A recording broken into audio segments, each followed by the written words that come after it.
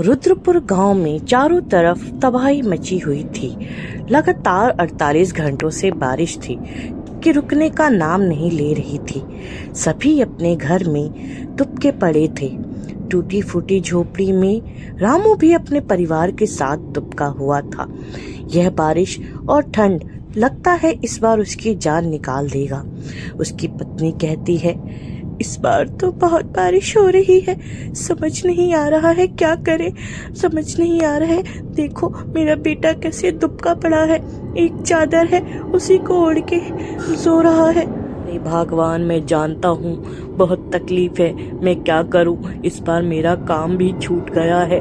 लाला जी से बहुत पैसे मांगे पर वो मेरे पैसे ही नहीं देता। अरे मैं क्या करूँ, मैं तो बहुत परेशान हो गई हूँ। मेरा बच्चा बीमार हो जाएगा, इतनी बारिश हो रही है। आप कुछ कीजिए, कुछ कीजिए ना तो हमारे बहुत बहुत बुरे दिन शुरू हो रहे हैं। और ये घर भी ऐसा है कि कभी भी पानी टपकने लगता है। मैं जानता हूँ तुम हमेशा क्यों बताती रहती हो, मैं तो खुद परेशान हूँ। लाला से कहा है कि वो जल्द मेरे पैसे दे दे, नहीं देगा तो मुझे लगता है हमें ये गांव छोड़कर जाना पड़ेगा। क्या तुम ये गांव छोड़कर चलने के लिए तैयार हो? अगर हाँ तो चलो चलते हैं। दोनों ही किचन में आ जाते हैं। माँ मुझे भूख लगी है। हाँ बेटा, जो है वही देती हूँ। आज मैंने नमक भात बनाया है। माँ, रोज रोज नमक भात मेरे को नहीं खाया जाता। बेटा, अभी हम लोग बहुत परेशानी में हैं, नमक भात खा लो, फिर मैं तुम्हें अच्छी चीजें बना के दूंगा। राजू अपने बेटे की बात सुनकर बहुत उदास हो जाता है। वो अपनी पत्नी से कहता है, अरे नमक भात भी बहुत अच्छा होता है, उससे हमें बहुत ताकत मिलती है। तुम मेरे बेटे को नमक भात दो, साथ में कुछ घी भी डाल देना। बेचारी पत्नी उसकी रोने लगती है। अरे तुम रो मत, जल्द ही ये हालात ठीक हो जाएंगे। एक बार ये ठंड का महीना निकल जाए, सब कुछ ठीक हो जाएगा। ये तो आप कब से कह रहे हैं कि ठंड का महीना निकल जाए तो सब कुछ ठीक हो जाएगा।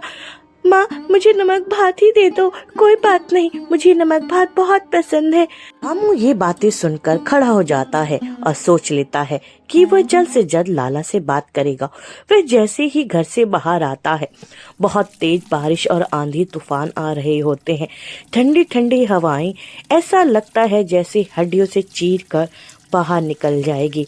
रामू कहता है, इस बार तो ठंड ने हद कर दी है, मैं क्या करूँ। वो वापस अपने घर आता है। वो देखते हैं घर का सारा पानी नीचे आ रहा है।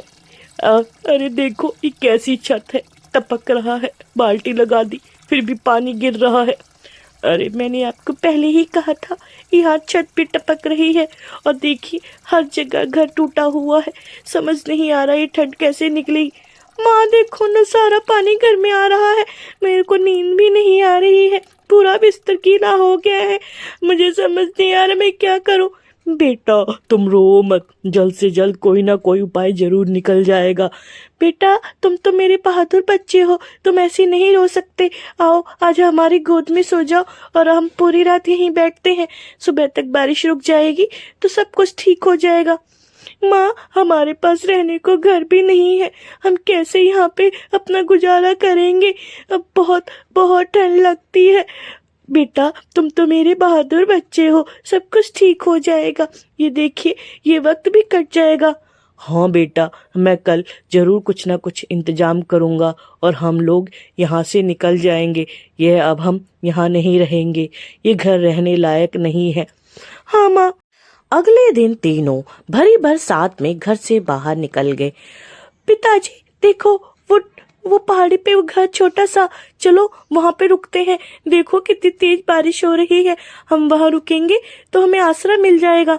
माँ चलो ना, मैं बहुत थक गया हूँ चलते चलते, अब मुझसे और नहीं चला जाता, मैं भाग के वहां जा रहा हूँ।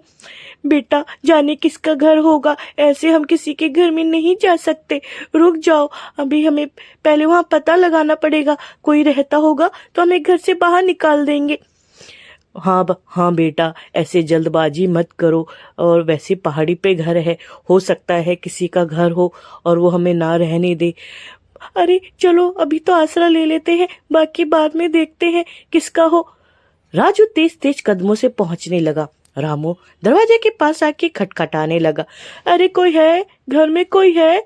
अरे माँ देखो, अंदर से तो कोई आवाज नहीं आ रही है। हाँ बेटा, आवाज तो नहीं आ रही है, मैं भागकर जाके देखता हूँ। अरे कोई दरवाजा तो खोलो। दरवाजे को धक्का देके तीनों अंदर आते हैं। काफी दिनों से कमरा बंद था, इसलिए गंदगी थी, लेकिन बारिश का पानी घर में नहीं आ रहा था। माँ ये घर तो बंद है, पुराना है, काफी अच्छा है। आज रात हम यहीं रुक जाते हैं, सुबह में हम कहीं और ठिकाना देखेंगे। हाँ मुझे तो बहुत नींद आ रही है। राजू ये कहते ही नीचे फर्श पे सो जाता है। रामू कहता है, अरे मेरा बेटा कितना थक गया था, फर्श पे ही सो गया, पर जाने किसका घर है। अरे किसी का भी हो, कल ना कोई आएंगे तो हम उनसे बात कर लेंगे और कोई ना कोई काम तो मिल ही जाएगा। और वैसे भी ये पहाड़ी पे है, कोई तो आता नहीं होगा। रुको मैं पहले आग जला देता हूँ, काफी ठंड हो गई है। राजू को भी बहुत ठंड लग रही होगी, बारिश में भीगता हुआ आ रहा था। जल्द ही राजू ने आग जला दी और दोनों तब उसकी पत्नी कहती है, हाँ अब सही कहते हैं, कोई ना कोई तो आएगा ही, और नहीं कोई आएगा तो हम ढूंढ कर उनसे कहेंगे कि वो हमें यहाँ रहने दे, इसके बदले हम उनका किराया और कोई ना कोई मैं काम कर देंगे। मैं उनके घर जाके उनका काम कर दूंगी, घर का कुछ ना कुछ पैसे तो आएंगे ही, जिससे उनका किराया हो जाएगा। हाँ भगवान तुम सही कहती हो, अभी तो फिलहाल तुम इस आग के पास बैठो, हम सब बहुत भीग चुके हैं, बीमार हो जाएंगे तो कुछ नहीं कर पाएंगे। मैं बहुत खुश हूँ कि हमने वो घर और गांव छोड़ दिया। हाँ मैं तो कब से कहती थी वो घर छोड़ दीजिए, वो घर हमारे लिए बिल्कुल भी ठीक नहीं था, हमेशा पानी टपकता था और हमेशा बीमार होते थे, खाने के लिए भी कुछ नहीं होता था। इस घर में तो देखिए पहले से सब कुछ खाने के लिए है, जाने किसका होगा।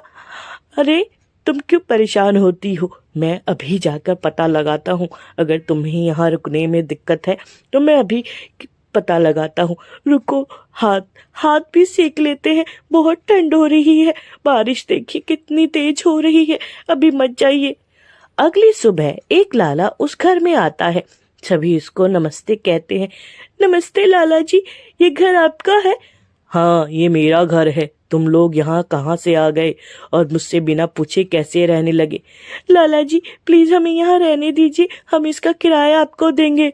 अरे ये तो बहुत अच्छा हुआ, ये मेरा पहाड़ी पे घर है और हमेशा बंद रहता था, मुझे इसके केयर टेकर की जरूरत थी, तुम लोग इस घर का ख्याल रख सकते हो या रुक सकते हो।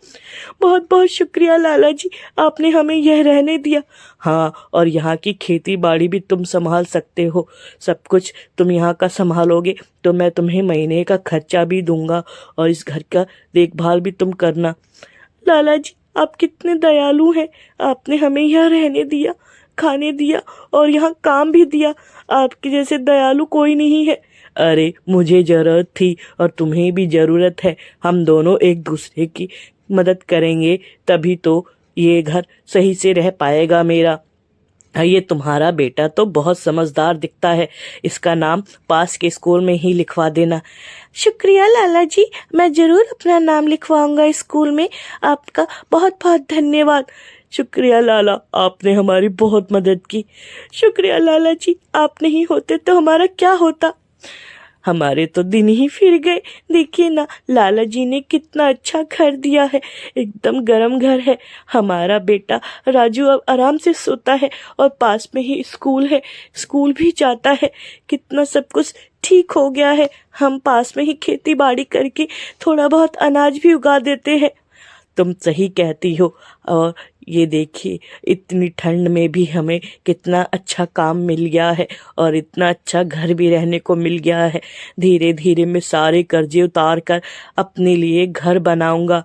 हाँ आप सही कहते हैं, मैं भी कोई ना कोई काम ढूंढ लेती हूँ, फिर हम दोनों मेहनत करेंगे तो हम जल्द से जल्द कर्जा उतार देंगे और हमारे राजू का भविष्य भी ठीक हो जाएगा। इस शीतलहर ने तो ऐसा लग रहा था सब कुछ छीन लिया, लेकिन इस शीतलहर ने ही हमें सब कुछ वापस दिया है। तुम सही कहती हो, ये ठंड ही हमें फिर से वापस पटरी पे ला रहा है, हमारा जीवन फिर से नई पटरी पे पहुंच रहा है। हाँ आप सही कहते हैं, इस ठंड ने हमें बहुत कुछ दिया है।